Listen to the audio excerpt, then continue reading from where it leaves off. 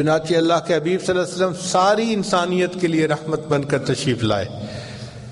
قیامت کے دن جب اللہ رب العزت جلال میں ہوں گے تو اس وقت جہنم کو لایا جائے گا، 19 فرشتے ہوں گے جو اس کو کھینچ کر لائیں گے، اور جہنم کی آگ ابھر رہی ہوگی اور اس کے انگارے اوپر اٹھ کر جائیں گے اور نیچے لوگوں پر گریں گے۔ امام غزالی رحمۃ اللہ لکھتے ہیں کہ انبیاء میں سے کوئی نبی ایسا نہیں ہوگا جس کے دل میں یہ خوف نہ ہو کہ یہ انگارے کہیں میرے اوپر نہ آ کر گر جائیں۔ انبیاء بھی غمزدہ ہوں گے، نفسی نفسی کہہ رہے ہوں گے۔ اس وقت اللہ کے حبیب صلی اللہ علیہ وسلم کے پاس انبیاء آئیں گے اور کہیں گے کہ آپ اللہ کے محبوب ہیں، آپ سب کی شفاعت کیجئے کہ اللہ تعالیٰ حساب فرما لیں تاکہ ہم اس مشکل جو ہے وہ کیفیت سے بچ جائیں۔ تو اللہ کے حبیب صلی اللہ علیہ وسلم فرماتے ہیں اس وقت اللہ تعالیٰ مجھے مقام محمود عطا فرمائیں گے، میں اللہ کے عز سے وہاں پہنچوں گا اور اللہ کے سامنے سجدہ کروں گا، اور میں اللہ کی ایسی تعریف کروں گا کہ جو تعریف نہ پہلے کسی نے کی ہوگی نہ بعد میں کسی نے کی ہوگی،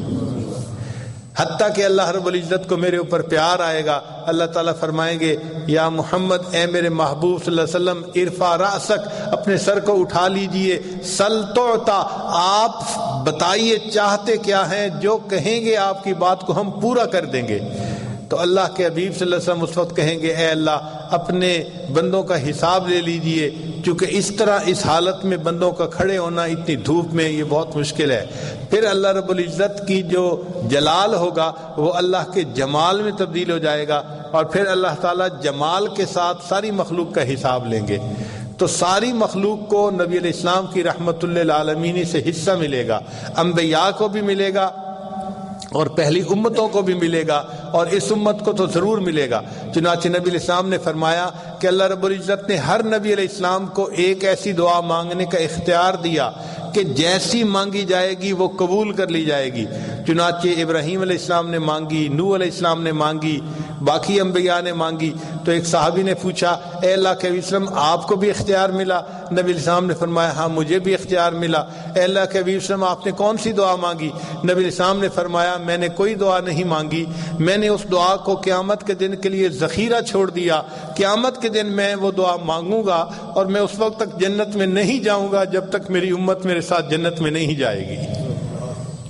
اس کو کہتے ہیں رحمت للعالمین، وما ارسلناک الا رحمت للعالمین، اے محبوب ہم نے آپ کو جہانوں کے لیے رحمت بنا کر بھیجا ہے۔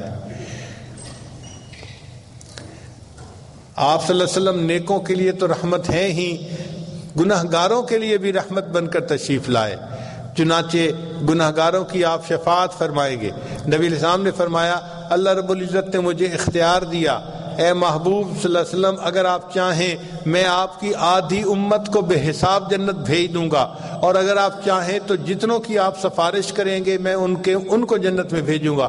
نبی علیہ السلام نے فرمایا فاخترت الشفاعہ، میں نے شفاعت کو اختیار کر لیا اس لیے کہ میری شفاعت سے آدھی سے زیادہ امت کے لوگ جنت میں جائیں گے۔ وما ارسلناک الا رحمت للعالمین، اے محبوب صلی اللہ علیہ وسلم ہم نے آپ کو جہانوں کے لیے رحمت بنا کر بھیجا۔ حدیث پاک میں ہے نبی علیہ السلام فرماتے ہیں کہ میرے لیے قیامت کے دن ایک نور کا ممبر لایا جائے گا اور مجھے کہا جائے گا کہ اس کے اوپر بیٹھ جائیں۔ میں اس ڈر کی وجہ سے ممبر پر نہیں بیٹھوں گا کہ ایسا نہ ہو کہ میں ممبر پر بیٹھ جاؤں اور یہ ممبر اڑ کر جنت میں چلا جائے اور میری امت پیچھے اکیلی رہ جائے، تو میں امت کی انتظار کی وجہ سے کھڑا رہوں گا اور کہوں گا کہ اللہ میری امت کا حساب جلدی لے لیجئے، پھر میں بیٹھوں گا اور آگے جنت میں جاؤں گا۔ تو اللہ کے حبیب صلی اللہ علیہ وسلم اس وقت امت کی شفاعت کریں گے جب شفاعت کرنے والا کوئی نہیں ہوگا۔ فرمایا وما ارسلناک الا رحمت للعالمین، اے محبوب ہم نے آپ کو جہانوں کے لیے رحمت بنا کر بھیجا ہے۔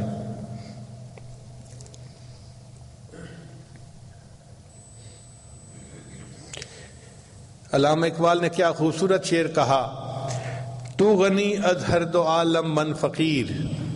اے اللہ آپ دو عالم سے غنی ہیں اور میں تو فقیر ہوں۔ تو غنی از ہر دو عالم من فقیر، روز محشر عذر ہائے من پذیر، اللہ قیامت کے دن میرے عذروں کو قبول کر لینا، گر تمہیں بینی حسابم ناگزیر، اللہ اگر آپ یہ فیصلہ کر لیں کہ قیامت کے دن میرا حساب ضرور لینا ہے، از نگاہ مصطفیٰ پنہاں بگیر، اللہ مصطفیٰ کریم کی نگاہوں سے اوجھل میرا حساب لینا، مجھے ان کے سامنے شرمندگی نہ اٹھانی پڑ جائے۔ چنانچہ آپ صلی اللہ علیہ وسلم پورے جہانوں کے لیے رحمت بن کر تشریف لائے۔ اس رحمت للعالمین کی ولادت کا یہ مہینہ ہے، اس کی وجہ سے ہر کلمہ گو کے دل میں خوشی ہوتی ہے، اس لیے اس مہینے میں نبی علیہ السلام کی سیرت کے مختلف پہلوؤں کو بیان کیا جاتا ہے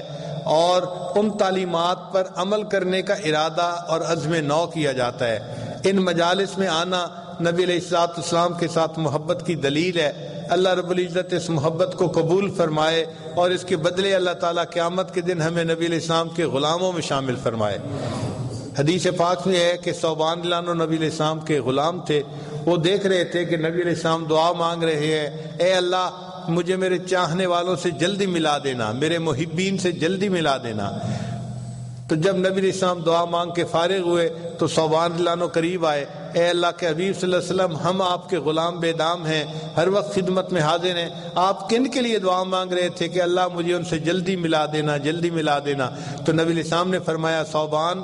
تم نے مجھے دیکھا، جبریل علیہ السلام کو اترتے دیکھا، قرآن کو اترتے دیکھا، تمہارا ایمان بھی بڑا قیمتی ہے، مگر کچھ لوگ میری امت میں ایسے بھی ہوں گے جو قرب قیامت میں پیدا ہوں گے، انہوں نے مجھے نہیں دیکھا ہوگا، صرف اپنے علماء سے میرے تذکرے سنے ہوں گے، اور اس ثوبان وہ تذکرے سن کر مجھ سے اتنی محبت کرنے والے بن جائیں گے، اگر ان کو اختیار دیا جاتا کہ وہ اپنی اولاد کو بیچ کر میرا دیدار کر سکتے تو وہ یہ کام بھی کر گزرتے۔ ان اپنے چاہنے والوں کے لیے میں اداس ہوں اور دعا کر رہا ہوں کہ اللہ مجھے ان اپنے احبا سے جلدی ملا دینا۔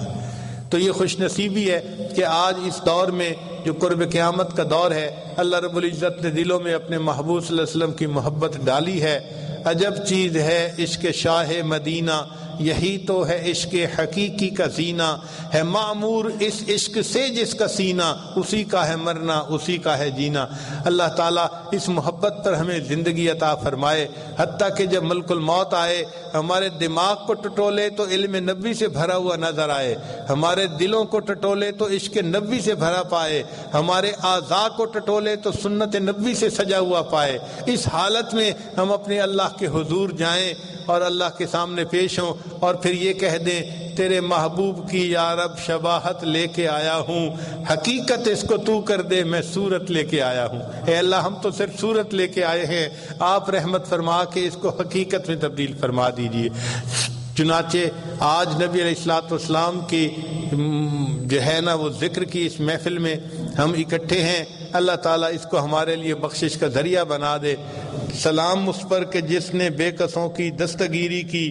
سلام اس پر کہ جس نے بادشاہی میں فقیری کی، سلام اس پر کہ جس کے گھر میں چاندی تھی نہ سونا تھا،